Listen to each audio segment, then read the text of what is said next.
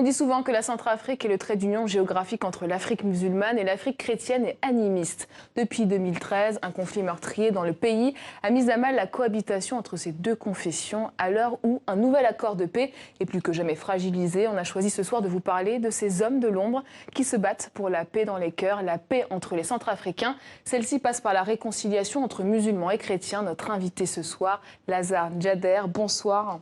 Bonsoir. Vous militez depuis 2015 pour cette cause. Alors on l'a vu, le nouvel accord de paix bat de l'aile. Était-ce couru d'avance?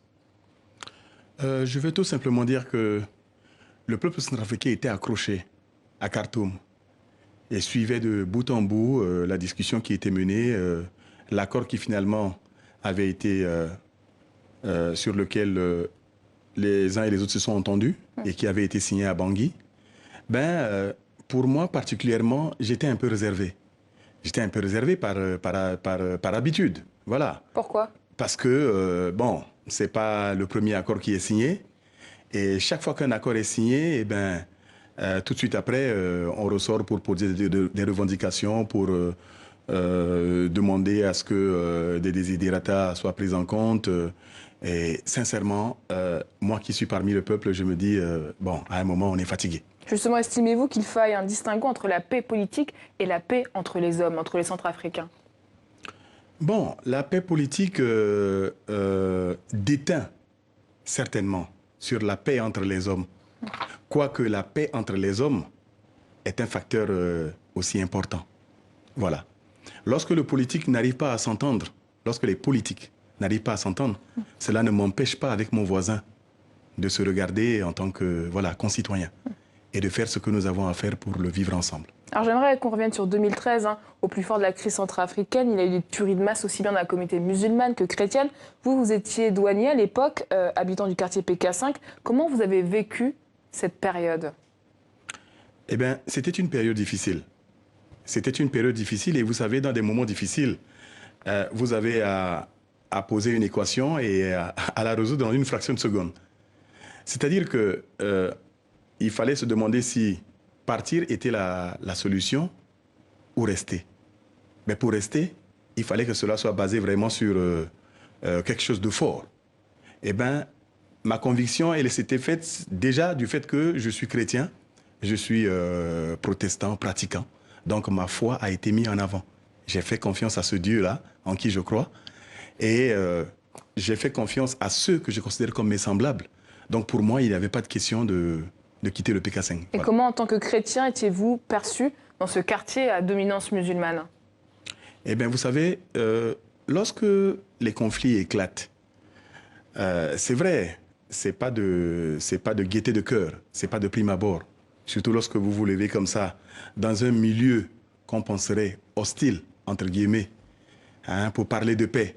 C'est vrai, les armes crépitaient encore, on tirait encore. Je me rappelle encore lorsque on provoquait des réunions, parfois il y avait des escarmouches et tout le monde était obligé de partir en courant. Mais le lendemain, on revenait. On revenait parce qu'on y croyait. Les uns et les autres qui avaient une certaine appréhension négative ont commencé à changer de position quand ils voient la ténacité avec laquelle vous venez, vous leur parlez de cœur à cœur, vous leur parlez avec sincérité et ils voient aussi dans votre comportement, dans votre manière de faire, est-ce qu'on peut lui faire confiance ou pas? Quel a été le déclic? Qu'est-ce qui vous a poussé dès 2015 à vous engager dans la réconciliation entre ces deux communautés? En fait, ce n'était pas 2015. Immédiatement après la démission du président de Tchoudia, qui avait déjà eu un impact sur tout ce qu'il y a eu comme tuerie de masse et autres, le déclic est venu simplement du fait que le kilomètre 5 était devenu un quartier particulier. Particulier du fait que tous les musulmans dans les autres quartiers de Bangui se sont retrouvés au kilomètre 5. Kilomètre 5, PK5. Oui, c'est le PK5. Bon, j'aime bien le terme kilomètre 5 parce que c'est ce terme-là qui est pas en vogue, mais tous ceux qui ont connu la République africaine vous parleront du kilomètre 5. Le PK5, bon, ça c'est les journalistes qui nous ont un peu imposé, donc je préfère plus parler du kilomètre 5. Moi, chrétien, m'étais retrouvé dans une position que je qualifierais de positif parce que je pouvais sortir, aller au travail. Mon voisin musulman qui était là ne pouvait pas. Je pouvais, moi, aller à l'hôpital. Lui ne pouvait pas. Je pouvais aller à la mairie, faire mes actes civils. Lui ne pouvait pas. C'est de là qu'est venue la prise de conscience. Est-ce que je devais me considérer comme un privilégié qui avait la possibilité de sortir du PK5 et d'y revenir et faire comme si de rien n'était et dire que bon, ben, les autres, tant pis pour eux? Non. C'est à partir de là que le déclic est venu. Et quels sont les éléments de base incontournables pour entamer cette réconciliation? Eh ben, vous avez commencé par quoi? Nous avons commencé par une simple réunion. Dès que le nom a été trouvé, parce que vous voyez, collectif 236 km5, en fait 236 c'est l'indicatif de la RCA à l'international. C'était simplement pour ne pas mettre collectif de la République centrafricaine, c'était trop long, ça faisait trop long. Alors j'ai trouvé que ça passait plus de mètre 236, collectif 236 km5, parce que voilà ce quartier qui était stigmatisé. Voilà ce quartier dont on racontait mais alors les pires choses. Où on considère que bon, ben, tous ceux qui sont là-bas, bon, ben, on considère qu'il n'y a même pas de chrétiens là-bas, tous sont musulmans. Et puis, bon, on applique le principe qui veut à ce que lorsqu'un âne a mangé la farine, ben, tous les ânes ont le museau blanchi. Alors, je me suis dit non, du kilomètre 5 doit sortir quelque chose de positif. Je suis chrétien, je dois le dire, je dois le réaffirmer. Je suis chrétien, j'habite le kilomètre 5 et il n'en serait pas autrement. Voilà. Et donc, nous avons commencé par des toutes petites réunions. Il y avait 10, 15, 20 personnes qu'il fallait expliquer. Il fallait beaucoup expliquer. Que, bon, voilà, la paix de cœur, ça demande à ce que nous soyons ensemble, que nous puissions nous parler, quel que soit ce qui est arrivé. Et pourquoi, selon vous, le terme de guerre religieuse est inapproprié en Centrafrique? Le terme de guerre religieuse, qu'on a pu entendre dans des médias. Oh, vous savez, guerre religieuse, je suis au kilomètre 5. Il est arrivé en 2016 où j'ai sensibilisé les quelques pasteurs qui étaient restés au PK5 en leur disant, écoutez, ben, la parole, les Saintes Écritures nous disent que lorsqu'on est chrétien, eh ben, c'est pas pour que notre lumière soit mise sous le boisseau. Qu'est-ce que vous attendez? Demandons au maire de la ville, du 3e arrondissement, s'il donne son accord. Eh bien, on fait un culte œcuménique au niveau du PK5. Ce qui était incroyable en ce temps-là. Mais nous l'avons fait.